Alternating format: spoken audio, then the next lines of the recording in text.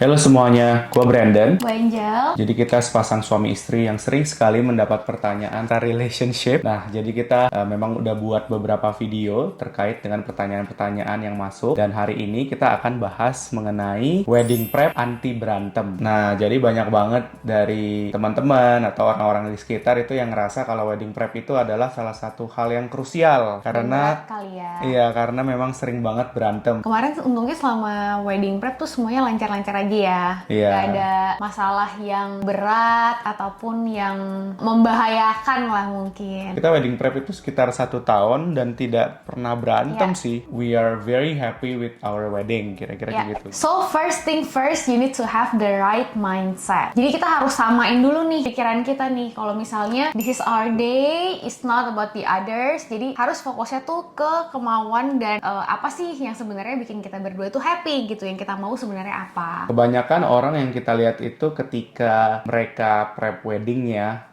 itu untuk menyenangkan orang lain. Nah, jadi mereka sering lihat, nanti kalau orang lihat ini bagus, gimana Keren nih, ya? Iya, gitu. kalau misalnya orang lain lihat bunganya nggak asli, gimana? Ya. Kalau misalnya orang lain lihat dekornya simple, gimana? Ya. Nah, menurut kita supaya nggak ada drama, itu memang mindsetnya harus it's our day. Jadi whatever we like, whatever we believe in, Yes. itu yang kita terapkan gitu. Jadi peduli banget orang lain di luar sana mau ngomong apa gitu. Kalau Ya. misalnya kita suka wedding yang simple, ya udah simple aja gitu. In our case mungkin terkait dengan dress code ya. Yang mungkin kemarin tuh agak mau nggak ya karena pertimbangan dari masukan-masukan keluarga juga, lebih ke keluarga sih ya, bukan temen. Mungkin karena apa ya, budaya kali ya yang nggak biasa. Jadi kemarin tuh kita menentukan kalau dress code-nya itu hitam, full black, which is mungkin kalau misalnya bagi orang-orang dulu tuh kayak masa nikah datangnya pakai warna hitam gitu. Biasa kan maunya merah dan gitu. dan emang kejadiannya ada beberapa keluarga yang nggak setuju, tapi again kita berdua setuju dan suka dengan konsep itu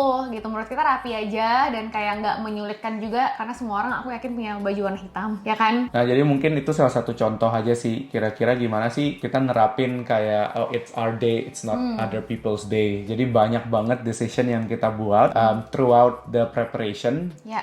Itu balik lagi kayak kitanya suka atau enggak gitu. Next adalah terkait dengan waktu preparation. Jadi kalau menurut kita, you have to give it enough time. Nah, mungkin banyak banget orang-orang yang terburu-buru gitu ya, dari engage sampai ke hari hanya itu, apakah itu ngejar tanggalan dan lain sebagainya, atau mungkin banyak yang bilang, oh jangan lama-lama nanti nggak jadi. Tapi kalau dari kita sih sebenarnya mungkin at least 6 months I would say, karena kalau misalnya prep yang kayak 3 bulan kayaknya lumayan terlalu cepat, kira-kira kayak gitu. Mungkin ini juga ini sih ya, tergantung ke misalnya kalau misalnya mau kayak destination wedding itu kan butuh preparationnya yang lebih banyak gitu ya, harus bolak-balik cek venue dan lain-lain. Dan beberapa vendor yang kita tahu itu emang jadwalnya tuh udah lumayan pack gitu loh. Ya. Kayak misalnya let's say mau booking entah gereja kah, atau misalnya mau cocokin jadwal dengan ustadz, mau akad atau gimana pun, itu pasti butuh proses yang lumayan panjang gitu loh. Jadi dengan adanya waktu yang udah disiapin, let's say kayak waktu itu kita setahun, itu sangat menjadi faktor bikin kita juga bisa lebih santai kali ya, bisa lebih kepala dingin untuk decide segala sesuatunya, nggak terburu-buru. Karena kalau misalnya udah buru-buru,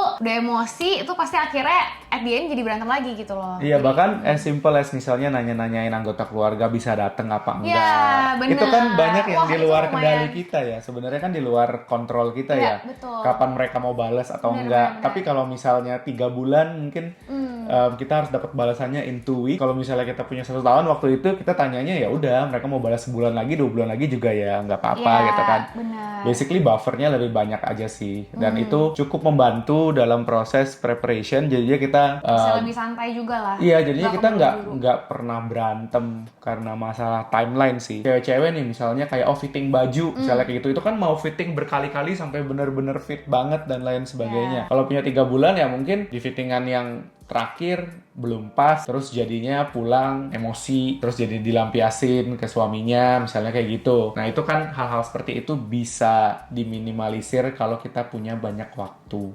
kira-kira mungkin seperti itu. Yang ketiga yang menurut kita penting banget juga itu adalah split your role. Jadi kita di dalam ngurusin wedding ini, kita Brandon punya role-nya tersendiri, aku punya role-nya tersendiri. Karena emang pas nikahan ini tuh kayaknya mungkin aku lebih ada gambaran kali ya, oh kayak weddingan ini tuh mau kayak gimana nih hasilnya. Jadi waktu itu emang yang menentukan konsep, detail, every single detail itu lebih ke aku. Dan aku bikin mood board segalanya, karena waktu itu pas wedding kita nggak pakai stylist, jadi aku bekerja sebagai stylist. Dan aku datang itu bener-bener bawa proposal. Jadi seolah Brandon nih kayak klien gue gitu. Gue datang, oke, ini pilihan baju, model baju yang boleh lu pilih. Lu suka yang mana? Oke, ini pilihan dekor yang masuk ke budget nih dan bisa kita buat dengan venue ini. Itu lu suka yang mana? Kayak gitu. Sebagai cewek kan biasanya kita ngerasa kayak, oh gila nih cowok gue nggak involve. Karena emang nyatanya mungkin mereka bukannya nggak involve sih, bukannya mereka nggak mau gitu, tapi emang mereka bingung aja caranya gimana. Nah waktu itu kita terapkan adalah, oke, Brandon involve dalam hal memberi masukan dan bantu untuk decide. Yang gue lakukan adalah gue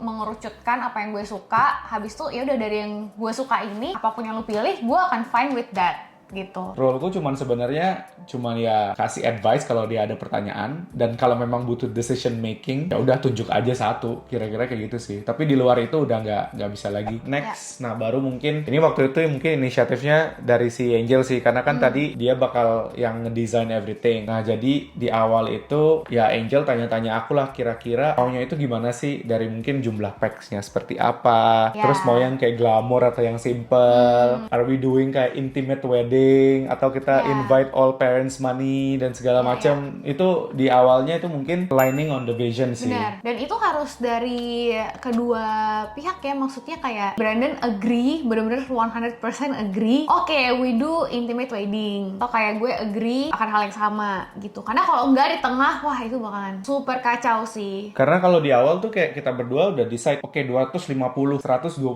undangan. Itu di awal tuh udah nggak gerak tuh sampai terakhir 250 orang.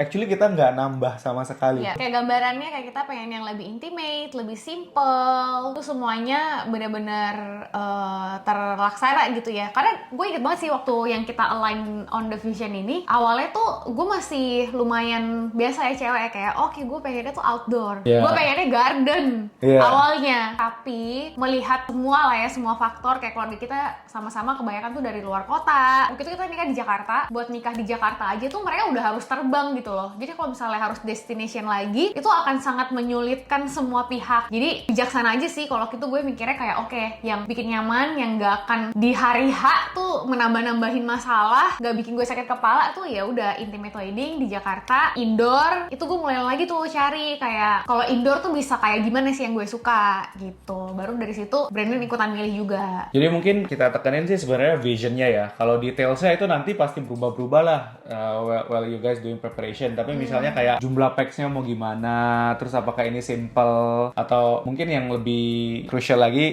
undangannya mau siapa-siapa aja, family-nya mau sampai sebesar apa dan lain sebagainya. Dan please stick to it gitu. Karena menurut kita banyak banget tuh berantem kejadiannya karena visi di awalnya seperti apa, terus nanti yang diubah itu bukan detailnya tapi visionnya. Kalau kita itu kebanyakan yang diubah tuh detailnya. Jadi misalnya 250 orang, kita punya invitation list itu berubah-berubah, tapi jumlah 250 orangnya tidak pernah berubah gitu. Karena we stick to the plan. Kira-kira seperti itu. Dan stick to this plan itu mungkin juga sangat berpengaruh besar ke budget ya. Karena sangat-sangat penting untuk prepare budget with buffer. Wah, banyak deh peritilan yang lu nggak tahu kalau lu harus keluarin itu uang. Kalian misalnya punya uang 300 juta. Nah, mungkin bisa dibudgetin di awal tuh 200. Jadi ada buffer sekitar 100 juta gitu. Atau mungkin budgetin 250 deh. Karena yakin 50 jutanya pasti kepake. Karena mindsetnya itu always nikah cuman sekali. Ya udahlah, uang bisa dicari dan lain sebagainya. Jangan taruh semua budget lu tuh kayak maksimal gue spend segini gitu. Jadi nanti pas di Excel tuh kan, kira-kira udah ngitung-ngitung semua, waduh udah 220 juta nih. Nah itu artinya udah harus di-cut. Karena nanti last minute pasti ada aja yang akan berubah. Dan lebih gampang sebenarnya untuk naikin budget daripada nurunin budget. Banget, karena buat upgrade tuh semua vendor bisa pasti. Dan sebenarnya yang paling gampang untuk decide budget tuh tuh harus dari yang big ticket item dulu kali ya. Iya. Dari yang mulai venue itu udah paling gede spendnya. Terus apakah kalian harus kayak di hotel nambah-nambah kamar atau enggak? Karena waktu itu again kita keluarga tuh semua dari luar kota. Jadi kita lumayan banyak waktu itu budgetnya tuh keluarnya di kamar-kamar hotel ya. Iya.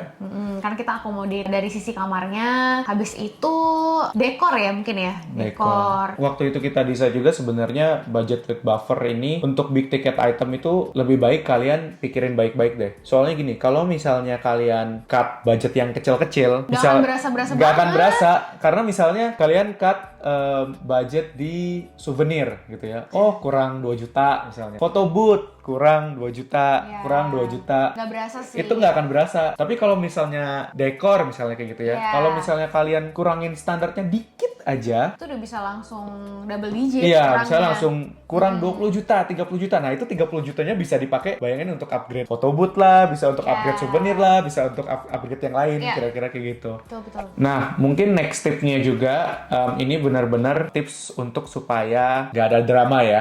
Jadi anti berantem lah. Itu mungkin di antara suami dan istri dan juga extended family itu harus fair aja sih prosesnya. Jadi misalnya banyak banget umuran kita atau mungkin anak-anak muda gitu ya. Aduh, ngapain sih gue wedding tapi yang datang teman-teman bokap nyokap gue. Padahal kan gue nggak kenal. Ngapain gue harus salamin satu-satu dan lain sebagainya. Nah, menurut kita itu kembali lagi ke arrangement wedding masing-masing. Kalau misalnya wedding ada chip in dari orang tua gitu kan. Nah, itu kita harus fair. Artinya itu juga partially mungkin acaranya mereka. Nah, kalau in our case waktu itu kan memang kita wedding dari sisi financial ya mungkin itu memang dari kita berdua. Oleh karena itu kita juga undang teman-teman orang tua kita yang memang kita kenal gitu karena Iya, benar. again Jadi- it's our wedding kira-kira Ya, gitu. jadi undangan-undangan parents tuh juga teman-teman yang bahkan gue tuh pengen gitu loh. Oh, kayak temen bokap gue nih emang deket. Dia Iya. melihat perjalanan hidup dari kecil lalala. Jadi gue juga pengen bahkan ada Iya. om ini di dalam weddingan gue gitu. Bukan kayak oke karena lu temen bokap gue terus gue undang tuh enggak gitu. Jadi fair enough lah buat both side lah, kayak parents happy, lu juga happy. Kita buka-bukaan aja sih. Oke, to the parents kayak budget kita ada segini, kita cuma bisa undang segini orang. Yang lu bisa undang ya segini. Udah gue buatin nih listnya nih yang menurut gue teman-teman lu tuh deket gitu. Iya. Jadi kayak benar-benar harus open aja sih. Benar-benar harus kasih lihat aja semuanya gitu. Dan kalau banyakan masalah yang kita dengar ya, kebanyakan itu kan misalnya parentsnya udah bayarin, kira-kira kayak gitu. Udah dibayarin tapi mereka mau the whole wedding itu kayak punya mereka semua yang atur. Sebenarnya nggak bisa juga kayak gitu. Karena kan at the end of the day ya fair-fairan aja. Kalau misalnya mereka yang membuat acara tersebut, meaning mereka yang membiayai acara tersebut, partially itu akan menjadi acara mereka. Ya. Dan sebagai anak kita juga harus kira-kira ya be fair aja sih ke orang Ya. tua kita. Sebenarnya pernah sih orang ngobrol Siapa ke aku lumayan interesting banget karena katanya kalau udah di level parents kita gitu ya mungkin udah umur 50-60 jadi mereka lihat itu sebenarnya acara wedding itu adalah acara terakhir mereka bisa undang orang karena mereka secara umur juga udah tua Ya. kira-kira kayak gitu karena jadi mungkin itu kenapa banyak parents di luar sana yang Pengen. suka banget menjadikan acara nikahan anaknya itu sebagai acara terakhir dia tapi mungkin be fair-nya juga bukan di masalah Siapa keluar uang? iya, lebih ke misalnya kayak aku sama Angel. Undangan itu kita juga baginya lumayan equal. Oh Kira-kira iya, kayak bener. gitu. Nah, Iya. tapi karena memang udah equal, ya udah. Angel misalnya family-nya lebih banyak. Iya. Nah, jadinya temannya harus lebih sedikit. Yap. Sedangkan aku family tidak terlalu banyak, jadi aku bisa undang teman lebih banyak. Kira-kira kayak gitu. Kita harus fair aja sebenarnya. Jangan kayak bandinginnya jangan kayak aduh, teman-teman kamu kasih 3 meja. Ya. Aku punya temen kok cuma 2 meja, tapi padahal secara keluarga dia lebih besar. Kira-kira kayak gitu. Jadi memang harus fair aja sih di antara pasangan dan juga extended family. Kira-kira kayak gitu ya. Oke, nextnya adalah anticipate potential problems from family member. Nah, Ya. ini menurut gue yang bisa jawab tuh dari, kayak maksudnya gue bisa jawab dari keluarga gue siapa aja yang ribet orangnya, masalahnya tuh bakalan bisa apa. Nah, dari keluarga Brandon yang bisa jawab cuma Brandon gitu. Ya. Jadi pas awal tuh kita udah nge-list gitu ya, lumayan ya. Maksudnya nggak sampai nggak ditulis banget sih, cuman Ya. di kepala tuh masing-masing udah nge-list dan diutarakan. Oke, Ya. dari keluarga gue yang ribet nih, tante yang mana, oma yang mana, kayak gitu loh kurang lebih. Kenapa kita merasa ini penting supaya kalian nggak berantem? Terkadang itu masalah itu datang bukan dari kitanya. Yang diberantemin tuh sebenarnya hal gak penting yang masalah tante tersebut gitu. Iya, kadang misalnya tante lu nih ribet Iya. banget kira-kira kayak gitu. Padahal kalau misalnya di awal udah ngomong, ini tante gue bakal ribet ya. Kayak itu kan sebenarnya udah tahu, oh ya udah dari awal udah tahu. Udah di brief gitu. Iya.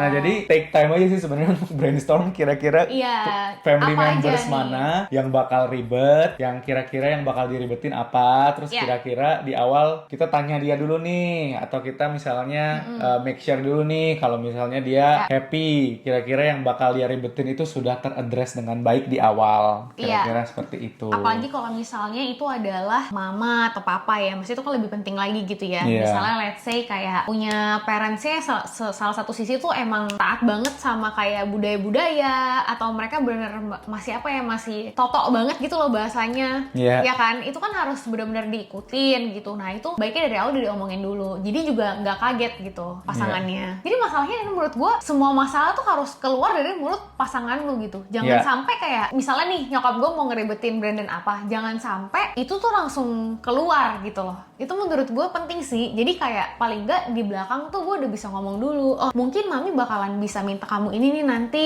gitu. Jadi dia tuh udah nggak kaget dan dia udah prepare himself, his heart buat melakukan itu gitu. Karena kalau misalnya aku nggak di-prepare, ketika itu datang nanti aku bilang, kok ini kayak gini sih tiba-tiba, misalnya kayak gitu. Nah, pada saat kita prep kemarin sih untungnya semuanya bener apa yang kita bayangkan itu bener kejadian dan bener kita prepare gitu. Jadi nggak ada yang kaget-kaget, nggak ada surprises yang lu nggak mau kejadian gitulah intinya. Tapi ya, again, kalian harus mappingnya itu benar-benar ke jangan keluarga inti aja. Sampai Karena keluarga yang akan ada di undangan. iya, karena you'll be so surprised on how much drama they will basically give you. Kira-kira kayak gitu. Iya nggak Iya, sih? kalau lu nggak prepare lu bakalan shock sih. Iya. Menurut gue. Waktu itu juga kita kasih tahu. Iya. Wedding planner dan wedding organizer di hari H itu penting banget tuh kasih tahu kayak, oh please look at this Anti. gitu. Ini Kayak, dayang-dayangnya harus banyak. Yang ini nggak usah pakai dayang-dayang gitu.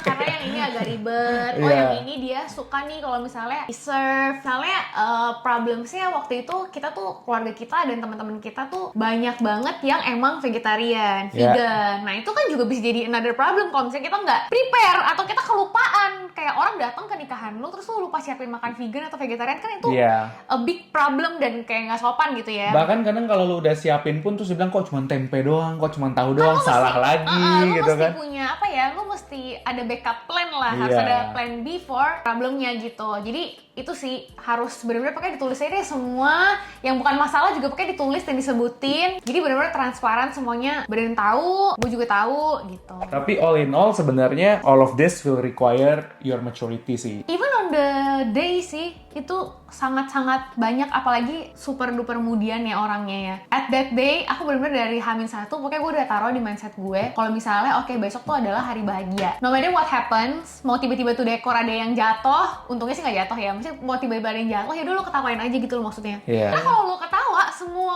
orang, trust me, bakalan ketawa. Tapi di saat lu tiba-tiba nangis, or lu marah-marah, semua orang tuh bakalan kayak atmosfernya tuh bakalan jadi kayak tegang, awkward. Gak peduli orang lain ngomong apa, we also know it takes kayak maturity lah. Kadang memang ada ego-ego yang harus ditahan. Tapi overall itu sih kalau dari kita. That's it for today. Stay tune untuk another talk. Jadi mungkin kita akan jawab lebih banyak lagi pertanyaan ke depannya. Dan if you have any questions about relationship, please feel free untuk drop the comments to us. Jadi kita bisa bahas. Dan let us know also your thoughts tentang persiapan wedding kita ini. Bacanya. Bisa debat juga. Tapi jangan berantem. Jangan berantem. Gitu. Kan ini pendapat. Iya, ini pendapat dan pendapat. kita ceritainnya based on our experience dan kita berhasil. Yes. Oke.